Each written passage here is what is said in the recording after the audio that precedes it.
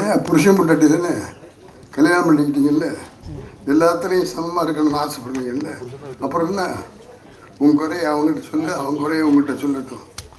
நான் சண்டை வேண்டாம்னு சொல்ல, சண்டை அடிச்சுக்காம இந்த உலகத்தில் இருக்க முடியாது.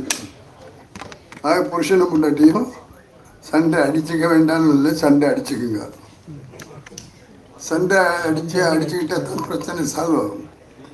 ஆனால் ஒரே ஒரு விஷயம், சண்டை அடிச்சுக்கும் போது ஹாலில் உட்காந்து பிள்ளைங்க முன்னாலேயோ உறவினர்கள் முன்னாலேயோ அடிச்சுக்காதீங்க.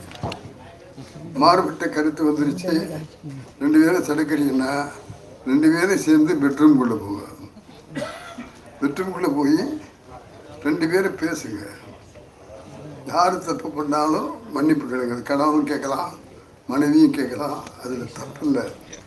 அது தவறு நடக்குன்னா அந்த தவறை திருத்திக்கிங்க.